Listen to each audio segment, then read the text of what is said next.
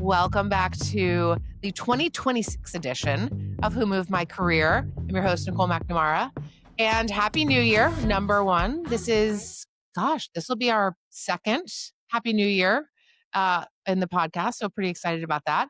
And I'm psyched for what we have today. And I'm pretty excited for the rest of the year. So let's get into it. I'm joined today by my friend, Scott Barghaan. Hi, Scott. Good to see you. Good afternoon, Nicole. It's great to be with you. I'm excited for today's conversation because you're our first of 2026, which I feel like Woohoo! I know we should send you like a mug. I have a mug. We will send you I would a love a mug mug. for being our first guest of 2026.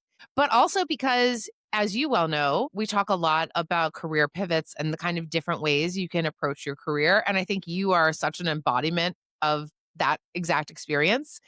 And we don't talk a lot about the multitude of kinds of things you can do that, qualify as a career. So you have an unbelievable story. I'm super excited to get into it. But to kick us off, maybe you just give us a little bit of a background of, what brings you here, and then we'll get into the details. Sure. So first and foremost, congrats on all of the success of this podcast. I remember you and I sitting down in one of the early Phoenix Club meetings, and we talked about, hey, how could this great community that we had built, the storytelling that we were enjoying, how could we include more people in this? And that there was likely something good to come out of us all sharing these unvarnished, transparent, really authentic stories. And I'm just so psyched that you ran with that idea. And this is where we sit today, let alone that I actually got the opportunity to be on it. So really humbled and really proud of you. Well, thank you for saying that. Also, I don't know if you saw the statistics that our podcast was in the top 7% of podcasts globally, which A, sounds amazing and awesome marketing. B, what is happening with those other 93%? But hey, we are going to take it and we're going to ride it all the way to the bank. And I should have actually mentioned in our intro here that you were one of the founding members of the Phoenix Club with us, an OG, if you will. And I know we had our Phoenix Club meeting today, so it's always good to see you in that capacity. But I should have mentioned that starting off, that we have an awesome Phoenix Club member here. So anyway, thank you for the kudos. We've enjoyed doing it and the stories that we've been able to bring to light. I think are just a reinforcing function of there is nothing constant but change. And you have two choices in how you approach that. One is to bury your head in the sand, and the other one is to brush yourself off and look at life differently and hope that, this moment in time is for a reason. And so I'm glad that we get to tell those stories. And I'm excited to get into yours. Yeah, and it has been a wild ride over these last 25 years. I think I've shared this with you, but for those listening who haven't met before, I started out my career looking to be in consulting because I loved problem solving and I loved learning about the context of different teams and companies and industries and helping folks to come together, unpack a problem, and in fact solve it, especially when it came to tech and innovation in new ways. Now, a story that we could certainly get into is that I was headed to Anderson Consulting in 1999, but basically after 13 interviews, I was placed in the wrong column of an Excel spreadsheet, which actually led an intern at Anderson Consulting to call me and tell me that I did not, in fact, get the job. I would find out a year later that, in fact, that was what happened. I had actually got the job, but placed in the wrong column. But because of that, it put me on another path where I wanted to be in consulting, but I was turned on to the idea that my ability to empathize and to tell stories may actually be really useful in sales, a role that I never wanted, but promised my father, a lifelong salesperson, that I would give it a try. And after first couple of months and some really fortunate success, I stuck with it. And over the next roughly 10 years, I stuck with consulting specifically in the Microsoft space for a couple of different firms. And over that time, my firm got bought by the big hardware juggernaut EMC. And I thought that that would be the death of my consulting career and that I would likely be banished to the data center and I would never be seen from again. And what I learned is once I got dunked into a 35,000 person company after being part of a 300 person one, a tremendous amount of opportunities would open up. We made acquisitions, the consulting firm grew, we became one of the largest in the world associated with what we did. And after 14 years selling consulting services, and I was on a breakneck pace, I got stopped dead in my tracks with cancer. And I took a year out of the business to fight cancer. And when I came back, I was really fortunate that a number of mentors sat down with me and said, well, what do you want to do? And I had always had a vision for how we could engage with customers better. And after a number of different conversations, someone said to me, well, have you ever thought about going into a leadership role? And I was effectively like a co-prime, Nicole, if you think about even how our services were at Salesforce. And the idea of jumping into that was a double jump. And I was like, well, don't I need to do X or Y? But I had a really fortunate mentor who said, well, if you've got great ideas and you get people behind those ideas, why not give it a shot? And thankfully, I was able to earn that job. And after a couple of months really getting through my own imposter syndrome, we had tremendous success. We blew it out. And it was right about that time that Dell came in to buy EMC. And yet again, did I think perhaps this is the end of my journey here because I wanted to continue to solve problems. I didn't want to think about effectively the commoditization of what we would do in the tech industry. And it's that point that I called an old friend named Connor Marsden and asked him to talk to me about what he was seeing at Salesforce. And there's a separate story there where I've at one point was trying to recruit Connor. He was trying to recruit me. And let's just say he did a much better job of it. And I joined Salesforce in 2016. And along that way, one of the things that really drew me to the company was how we met, is that I was so passionate about having the smartest people I could find engage with my customers to help them think about their problems in different ways, whether it was the right problem to solve or how they went about solving it. We had some tremendous success and we built relationships specifically in industries that we thought that we could deliver outsized value.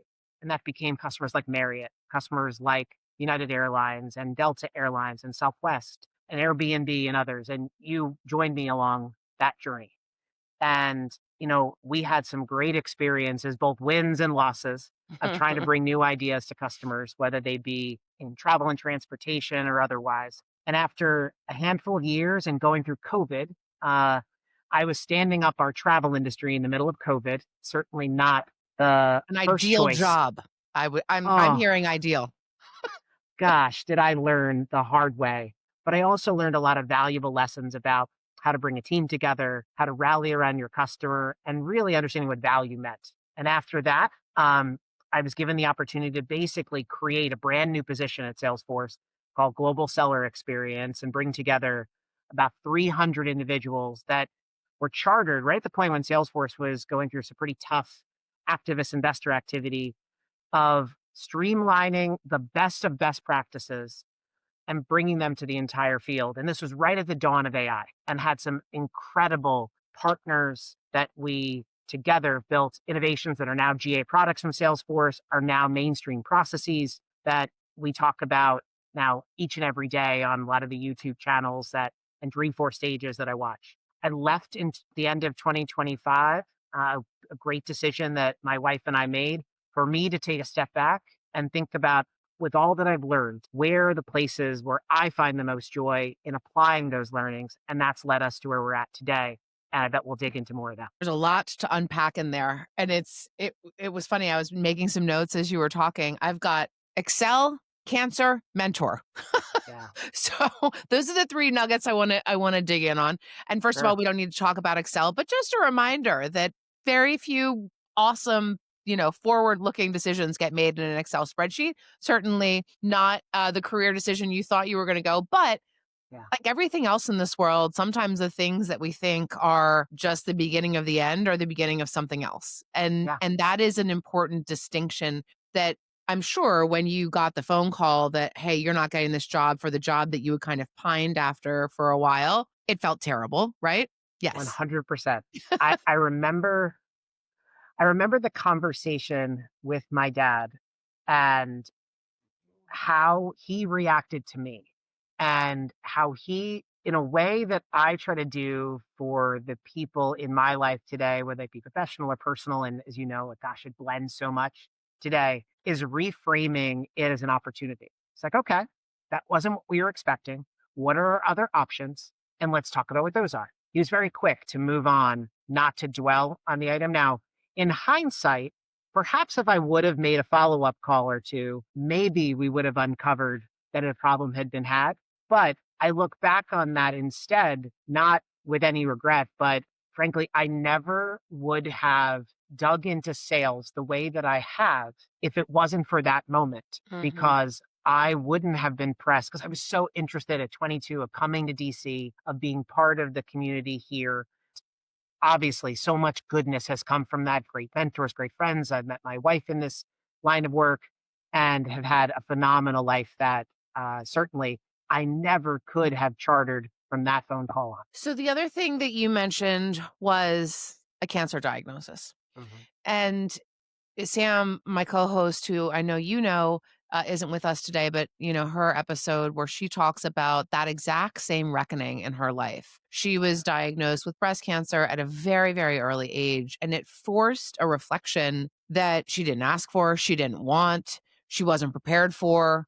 And it had certainly an impact, I think, on her personally, but also it really reframed what matters to her in the context of work. Did you have that similar reckoning with your diagnosis? Did, but in perhaps a more extended way, like it happened in pockets. Like, I will tell you the 2 biggest things I took away from it. One is when it all happened, and this is a story all into itself, where Susan and I, found out about her being pregnant with CJ and my cancer diagnosis 5 hours apart. Oh. And I remember, Nicole, how much until that point I took pride and I felt safe because of all of these professional accomplishments and all of these Mhm. professional relationships and the brand associations that I had. And I was so fortunate to have them. But in that moment where we were having this absolute family crisis, that none of those could help me. Now, it was this very, very difficult moment where I realized how much stock I had placed in that, but that unfortunately, none of it was showing up to help me in that moment. Now, but what was family, friends, people who genuinely loved me for me and that wanted to help me think through this. And so it put work in perspective in that moment that I remember never looking at it that way until that day. And I've certainly taken from that as I went forward. The second part is that I've always been, and for anyone who's listening to this who knows me, knows that I'm an incredibly ambitious, driven person who loves to take on tough challenges, bring great people together, and go solve things. And so as I came back, I had to kind of reconcile those two. And so the second moment that it came to was when I decided to step away from Salesforce.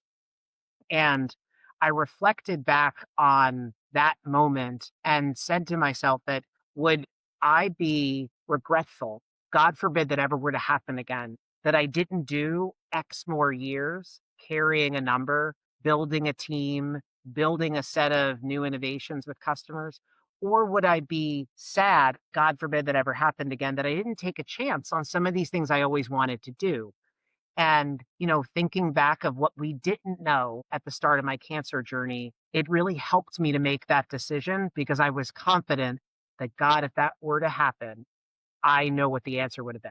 And Mm. so it left me with, I think, a really great tool to both see things and act accordingly that I'm really blessed to have had. Now, obviously, I'm fortunate. It worked out for me.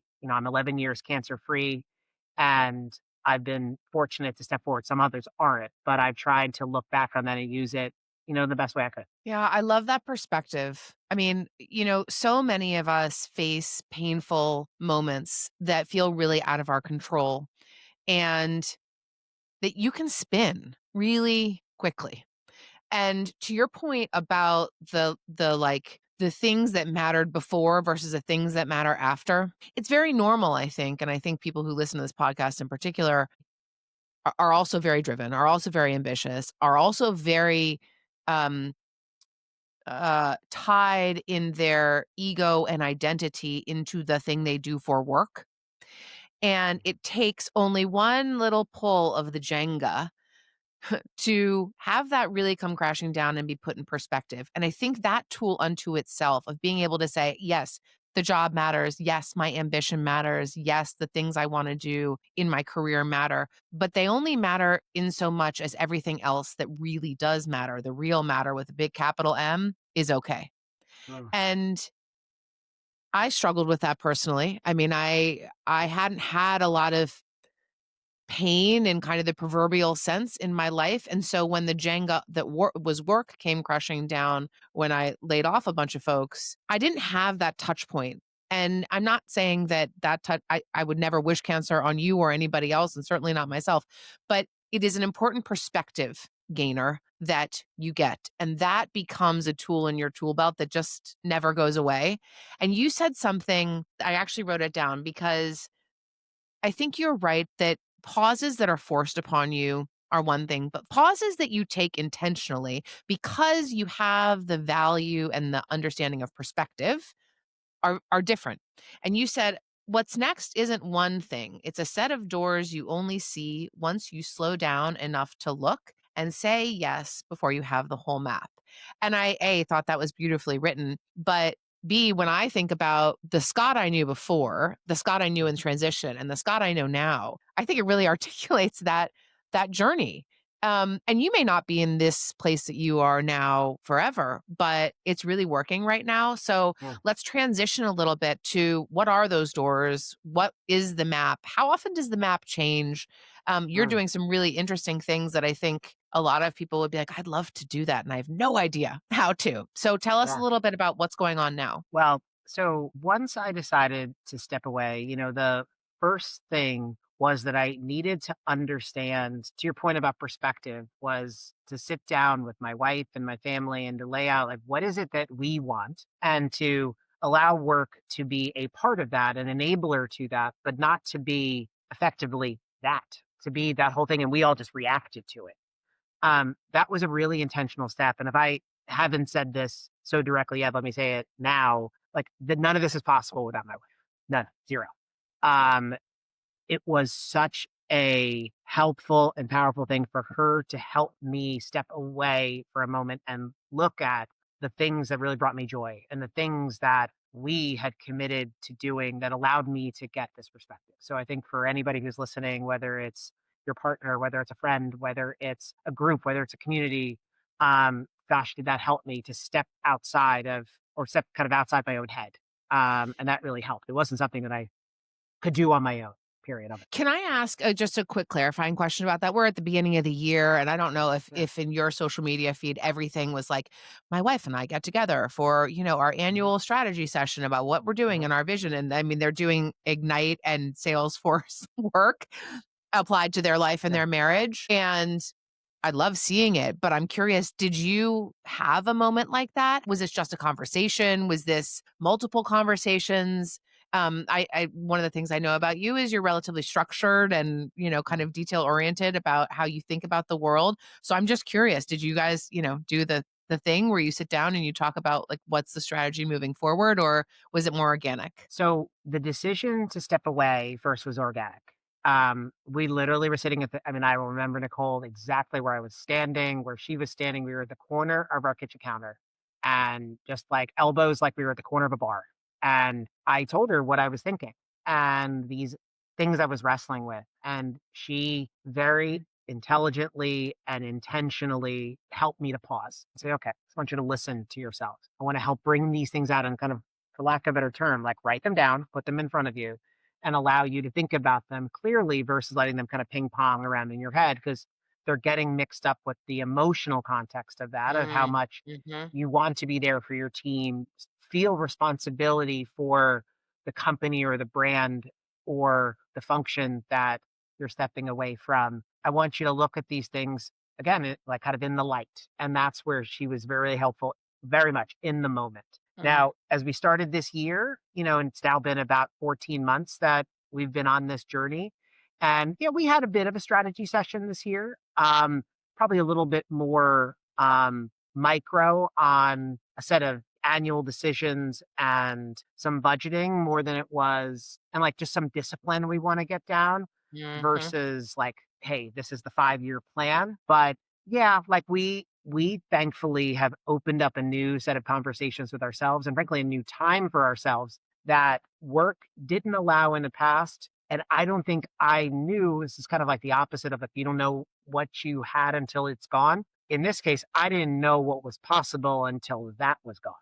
Mhm. Um, And so it gave me, and this kind of is a good segue into how the rest of my portfolio started to unwrap, is that now I gave myself time. And a little piece of advice that I've been giving to folks since I was leaving college was to let yourself gravitate to the things that you would do for free and then find someone to pay you to do them. Mhm. And so what I used that time for were what were the things that genuinely I wanted to learn more about. I wanted to learn more about how the sales profession, notably how buyers and sellers were engaging. I wanted to learn more about how that's changing. I wanted to know more about how AI is impacting those dynamics and the ways in which not only did growth occur, but how did great companies get built. So I want to learn more about that. And then similarly, things that are associated with my family, like my daughter has a number of special needs, starting with the fact that she's deaf. And I wanted to spend more time learning about how not only does Kara succeed in this world, but how do we contribute to a world that is more accessible to those with special needs or with disabilities? And it was with that purpose of learning about those things that led me to people and places, thankfully guided and bridged with a lot of network help that I had from friends like you and others to introduce me to people to continue those discussions. But in many cases, that's where it started, from a very organic place, not knowing what would be behind some of those doors, but instead seeking out things I enjoyed with people I enjoyed, and being curious about what would happen next. 'Cause I mean, a couple things came to mind. One is, I don't know if you follow Scott Galloway, but his whole thing about, like, follow your passion is total bullshit unless you're already rich. And you're not saying that. You're saying, "What would you do for free?" And find someone to pay for it. So it has to have some commercial value to it, which I appreciate. The other thing, and we talk about this, I don't think we've had a single episode where we talk about curiosity and curiosity as a function of your DNA, which is Mhm. very different than curiosity in service of the company you're working for, right? When you and I were talking to logistics companies, we had to be curious about how goods get from point A to point B. Ironically, I find that interesting anyway. But that was curiosity in service of something else, not in service of the things that like light you up inside and the things Mhm. that have meaning inside of your life. And so I think that ability to talk about the curiosity, and then you said something else which I think you do an excellent job of, which is cultivating your network. Not just cultivating it, but cultivating it in a way in which delivers value for them as much as it delivers value for you. That's why you had that conversation with Connor. You were delivering something to him, he was delivering something back to you, and that is why that relationship works over decades. So, talk a little bit, if you don't mind, about like who did you call first when you said, Mhm.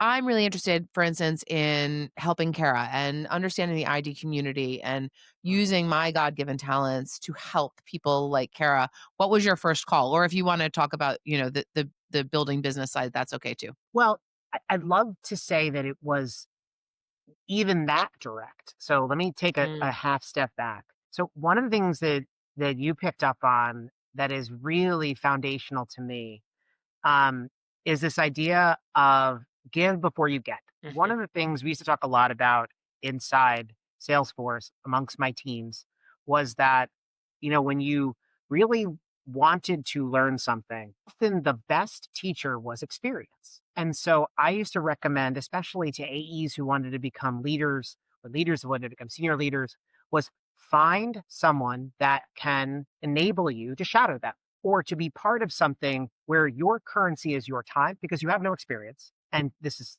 almost like that story that Mark and Parker talk about with the V2 mhm, bomb. Like, we had no equity, so why not? Kind of similar in that I would encourage people to give their time in exchange for mentorship, experience, access, seeing the real of how something gets done. Because over time, that is what builds often a point of view. A point of view often is what yields confidence to take on new responsibility, let alone the risk mitigation for the person who's hiring you to be like, okay, that they've at least seen it. They know what they're getting into. They've had this kind of track time with it. And that has always been a philosophy for me, whether it is I'm trying to learn something new in my field of work, I am trying to make a friend. I'm always first to give something with the hopes of the surface area of friendship to eventually, maybe somehow, I may have an ask someday. And that's always been my philosophy since the jump. mhm. And it served me really well when I stepped out, and my network, thankfully, was incredibly supportive of the discovery effectively that I wanted to do. And one of those was I was really interested in the venture capital world. I was curious how companies like Stage 2 Capital that I eventually would join, how did they make decisions over which to join and which not to? And I was fascinated by that. So I called friends who were part of this community and asked them if they could introduce me to someone at Stage 2 who was really focused in having their limited partners be from sales and marketing backgrounds, as that was their unique differentiator to companies seeking funding. So I was like, gosh, I would love to learn from them because these are people like me. And so that led to a great relationship that I've built with Mark Roberge, who's the former CRO of HubSpot, and has been really helpful to me as I forge some of my work at Kellogg as he teaches similar courses at Harvard. And so as I got to know Mark, that also started to open me up to opportunities where I could take that learning and work with young startups. And there were some individuals that I had worked with in my time, both as a seller at Salesforce, where they would be part of what we would offer to a customer, or when I was a buyer at Salesforce of sales technology, that I approached folks like Anand Shah, the CEO of Databook, who I would both sold with and bought from Databook, that I would love to see how their company ran, the great investors they had. I'd love to learn. It also led me to picking up the phone to a colleague named Tom O'Toole. Tom was the professor of the class I took at Kellogg and eventually became a trusted mentor and friend, as Tom was, before his role at Kellogg and McKinsey, was the president of United Mileage Plus and was incredibly helpful to teach me the travel and transportation industry when I was standing up the industry vertical at Salesforce, and had offered me equally the opportunity to learn about how to be part of a faculty at an esteemed university like Kellogg. And so, because I had built a network that thankfully was willing to take my call and to let me learn, it opened up a number of doors that I could walk through and see what I thought. And this, Nicole, frankly, has become the biggest aha moment of all is once I walk through the door, that's not the end of the journey, is having the strength then to say, you know what, now I've seen it. I like this. I don't like that. Or, you know what, I'm going to walk right back out that door and that's okay. Nicole, in all of our time at Salesforce, I had particularly looked at, well, where else in Salesforce would I go? Yeah. Not, Yeah, yeah, for sure. is this not working for me? Because you had Mhm. fixed jobs, fixed responsibilities. I'm a big, owner of responsibility. I feel often cases perhaps more responsible than I should. And as a result, was always so loyal to the company. I never thought about, well, if this doesn't work for me, because I took on the territory or the companies in my territory, you didn't have a chance to change it. But now, and that's not a bad thing, it's you being honest with yourself. And I've been really forcing myself into this very micro behavior of journaling. And I have an open Google Notes doc that I literally have a one button on my phone that when something comes across my mind, a great tool called Whisper Flow, drop right into that, drop what I've been thinking about a particular experience, person, project, so that I can continue to be honest with myself about what I like and don't like, so I can make decisions that are in service of not only myself, but frankly, the people I'm working with. And that's been a big, big new thing for me Mhm. versus charge the hill and I charge the hill. I mean, I'm just in so much violent agreement with you. This is the exact thing I struggled with and I have been going with too because, we are really conditioned, especially high performers and ambitious people. Like, you want us to go do that? Okay. Like, I figured I'll out. do it yesterday. No problem. No, anything else, sir? I can name that song in 2 notes. No problem. And one of the things, I mean, I'm hearing you talk about the, like, mind expansion moments that you have throughout the day, that it's not that I mean, I have them as well. I didn't miss them before because I didn't know they were a thing. And so I think about what you're talking about in terms of, I like this, I don't like this. It's kind of like you're having an executive internship with yourself, right? And that is it's, to me, that's the gift of a portfolio career. And also, and you and I have talked about this a lot, it also means sometimes you have to say to somebody who has opened a door for you, this isn't going to work for these reasons. I did this recently with someone I deeply care about and respect. And I had to say, thank you so much for the opportunity. I love this idea. It just doesn't work for these reasons. And that was a new muscle. I was like, uh, did I just turn down an opportunity, right? So that was That was a weird one. But the other thing that I wanna point out that you talked about that I don't think we talk about enough in this podcast or anywhere else, you have to ask. And I know that sounds so like, of course you have to ask, Nicole, but Mm, it's hard to ask. It is really easy to sit behind your computer and write an email.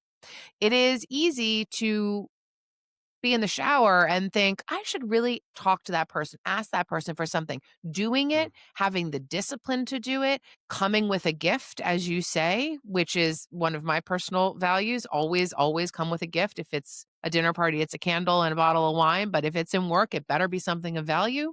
But you have to ask. And you have to be in the right mindset to be able to make that ask and to be ready to receive whatever the answer is. You could not be more right. And obviously, when you're in sales, you're in that position often. And usually, those that are the most successful are those that have at least mastered the gumption to make the ask more often than not, because it's just a huge part of the role. But gosh, is that an omnipresent role in any communication, in any relationship? Mm, And Nicole, what I found, especially in my last role at Salesforce, where I was the buyer, this is part of the thing that was honestly the biggest blessing of that role, on top of great relationships, great partnerships, fun innovations, all of it, is that I got to see the other side of these relationships, which I had been working on for 23 years, where mm, I was often asking someone to trust me with their dollars, time, political capital, whatever they may be. I was now in that position of doing. And I remember how much I appreciated, not was turned off by, when new partners, dare I call them vendors, would make an ask of me. Like, hey, Scott, I am trying to learn about what you do in this area so I can help her over here. The clarity versus the like six times around the mulberry bush that you mm, either had read my post and you thought this was funny. I appreciated the clarity, and even more so do I expect it from my friends. Now, potentially those that are listening to this podcast now are going to flood my inbox with asks because I've now opened the dam. But gosh, that's okay because it's the way I think great relationships work. If you have earned a relationship, we used to actually say this often in cases when we were thinking about the buying committee and all of the different relationships that we may have had into that buying committee. If you can't make an ask, you don't have a relationship. mm, That is the I think is a bar that there is we know each other, but there's no capital exchange there. Like he wouldn't do something for me, she wouldn't do something for me, or vice versa. Or those that you have invested in some way, shape, or form. And usually the best way to do that is when you're not asking something in return, is that, for example, you take the ask from the friend when they need you, because maybe someday in the future you may need that. mhm, And hopefully that over time compounds where that is how your friends see you, is someone that gives before they gets. And more importantly, is something that emboldens you. Say it's okay to make the ask, because worst case scenario, if I justify the ask and they say no, that's okay. Because to your point about your friend who you had to step away from, you had a justification, not, gosh, I just don't like you or XYZ. It's, I thought about this. These are my core values. This didn't line up the way I wanted to. So I want to step away, XYZ. I think mhm, that's okay. And I think it's tough for people to do it. Hopefully, it's now the more that we talk about it, the more people feel okay about it. mhm. I wanna, pivot a little bit into talking explicitly about Professor Barghaan, as I like to call you when you're naughty. Um, I think a lot of people and we talk about this on the Phoenix Club. We've got several people in the Phoenix Club who are wondering if teaching isn't Mhm. a part of their next step or their next move. And we talked about it with Larry Miller from Channel 9. He's a professor at Prince George's County at their university. And I was really struck when I asked him this question, like, how did you do this? It was a very simple answer, which is like, I just told somebody I'm pretty good at what I do and I would be happy to teach people. He said it a little bit more eloquently than that. Hmm, But tell us a little bit about why teaching? How did sure. you do that? And then what's it brought to you? Because I think there's multiple things, and you and I have talked Yeah. about this, that it has brought you that you find really fulfilling. Yeah. So, first and foremost, my path into this is kind of a unique one. When I was starting out the travel and transportation business at Salesforce, one of my first moves was to go learn, because one of my core values is that I should have done my homework and I should understand the context of any customer who, on any level, I am saying, I think I know something that you want to hear. So I had to go do my homework. And so I searched for classes, and one of those that was being taught was about loyalty. And it was being taught by a gentleman named Tom O'Toole, who was the former president of United Mileage Plus, and he happened to be doing that at Kellogg. And he had a group of people that he would bring into the class, all of which there were customers of ours in the brands, that is. Mhm. And I saw this, if nothing else, as a great opportunity to build new relationships. And then on top of that, I would learn. But what a great opportunity to do that. That opened up a beautiful friendship and mentorship that over time was a lot of back and forth between Tom and I about our perspectives on the industry, what was working and not working. And the more that we shared perspectives, the more that I believe he began to see that I had something to offer. And so to that end, that relationship then sparked Tom saying to me, "Hey, Scott, if you're ever interested, I would love to make room for you here at Kellogg." Mm. And so in many ways, I was volunteering because it was such a gift for Tom to spend time with me. It was then subsequently such a great opportunity for me to learn from him and give some of the perspective that I had and all the investments of time we made with the big brands that we supported. And then last but not least, I happened to build a relationship that gave Tom the perspective that, hey, this guy could help our students. It wasn't more complicated than that. And what has then drawn me into it, he was one of those first calls, as we were talking about earlier. And honestly, Nicole, the thing that has excited me the most about teaching is the energy of the students and the faculty Mm. that I'm working with. It became hard, I'll be honest, in some of the teams and circumstances over the 23 years carrying a bag when we were more focused on, let's call it, there was some ready, there was a lot of fire, there wasn't a lot of aim. And we were so focused on activity, not quality. We were focused on doing more, not doing better. And that frustrated me.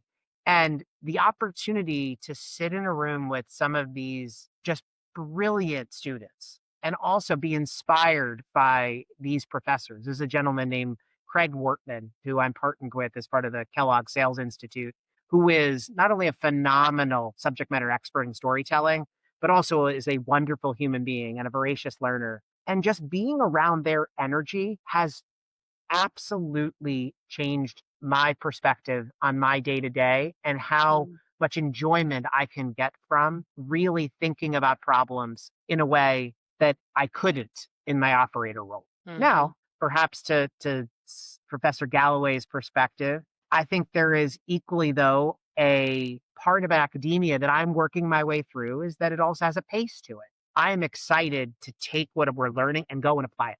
I want to go see if it works. And that's where some of the roles I've been blessed to play with companies like Accord or Tuck Day have been really great so that I can bring these to operators and CEOs and be able to see that they're working and to apply them to the technology that allows us to do things in different scales, speeds, and frankly, levels of quality. So the balance of those has really been struck by great energy and the people I get to work with.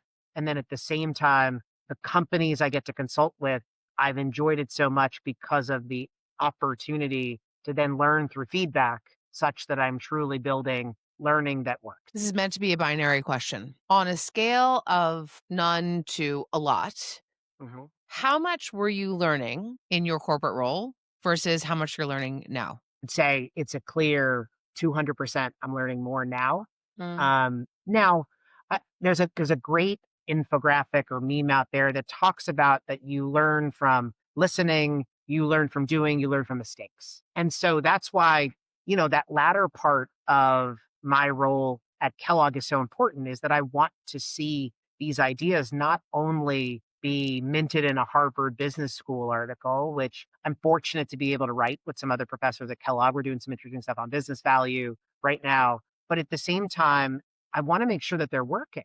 And so that I want to go make that mistake too. So I think Mhm. it's a hard balance to strike, Nicole, because I think, you could go fully into operator role and you learn by mistakes 80% of the time and 20% maybe of thinking. or probably less, to be honest, of like, do you have the time? Because we're all running so fast, notably in tech. But on the other side, they could just be doing the thinking and none of the experiential. I don't think that's really good either. So trying to find a balance of the two, frankly, has been my way of it being fulfilling because I want whatever I'm learning to be more than paper deep.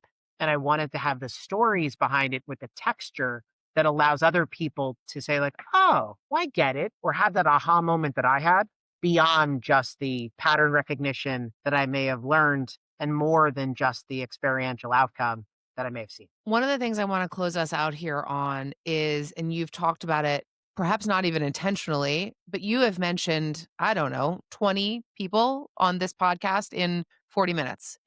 And I think one of the fears for people who are thinking about what's next, thinking about their next hill, thinking about the second mountain is, especially if they are like me and you, extraordinarily extroverted, is this worry about community. Because you could have been having a real bad day at Salesforce, but you Mm. still knew that there were 79,000 other people who you could Slack, you could call, you could set up a Google Meet with. And Yeah. that, I think, buoyed you in moments of Hmm. reticence or shakiness or nervousness or you name your kind of negative emotion. And when you're in a portfolio career working for yourself or perhaps a couple different entities, Yeah. that community isn't the same, or is the value exchange might be slightly different. So I want to hear about how you think about that, and then in a very selfish way, talk a little bit about the role of the Phoenix Club for people who are listening, not our Phoenix Club, but like the idea of Yeah. Phoenix Club for folks, because I think community is an integral part that people can overlook and then all of a sudden feel very alone in ways in which they were perhaps not expecting. Gosh, it's a great thing to dig into because I certainly couldn't have made it this far if it wasn't for the relationships around me that transcended work and found its way as to be part of my life more than it was about the work community I was part of. So, one comes to mind. I have a great friend that I know you know as well, Darren Levy, who one of Darren's many great qualities is that he has an ability to listen very deeply and also give you very direct and blunt advice. And honest to goodness, at times, my Focus on the ego, blunt. well, frankly, I needed that. My Mm, ego likely would mm, have appreciated a nice soft mattress landing, and he provided that in some cases. But he also gave me what I needed to hear. No different than how Suze did the same here at home of understanding, listening, but giving me what I needed to hear. And so one of the things that I have been very blessed to have is a lot of friends who were willing to just have a chat with me and where I could be authentic with them and ask whether or not they were in the same company that I was. Obviously, now that I'm on my own, um, they would likely have been in a different day to day context than me, but they were willing to listen and they cared to hear my perspective and give me theirs. And I think often cases when we're on our own, there was a friend I was with yesterday, a former RVP of mine, and she said that she hadn't reached out that much because she was so scared about wasting my time. I was like, Alexandra, I'm like, the last thing you need to worry about, like, yes, maybe we find a better time than not, but like, I'm always here and like, we'll make time, maybe just maybe right away or a week from now, but that I was able to have friends that made time for me and I think partially it was due to me having the confidence that it was okay to ask. This is where, Nicole, I remember us sitting down for lunch roughly, I don't know, 9 months ago, talking about, hey, what did we take away from that great hour and a half conversation we had? And probably there's conversation like that you were having with others, and so was I. And why don't we just do that together? And that's yeah. where this idea of a little group get together came from. And gosh, it's now launched some great new careers. It's obviously launched a ton of new friendships, but I've taken so much from it as much literally as I have figuratively, that there are people out there that are going through turns in their career that, frankly, the group discussions help me normalize. I was watching something last night where it talked about John Harbaugh leaving the Ravens, Oh and it yeah. was the gentleman saying how, oh, why would you want to hire this guy? Like, he just got fired from this job. And obviously, as a Giants fan, I am very much hoping we hire the guy who just got fired. But the important part was that continue to think deeply about how these are chapters of your career that just may be due to circumstance or timing that people are exited from a role. And it's not, while it can be due to merit, in many cases, it's due to time and space and what that company needs. And being part of this community helped me to see so many of those different stories, which I think made me a better listener, Mhm. but it also made me a better friend to people as we all go through this of how do we all think about it, take away the labels or even the connotations we put to certain career events and help ourselves to truly focus on what's best next and see that as an opportunity, not less than. I love that. I'm gonna wrap us up on that, Scott, because um the chapters of your life when you have a lot of really good ones, one after another, and then one is less than good, or perhaps not what you thought it was going to be, can be such a jarring feeling and kind of an unmooring moment.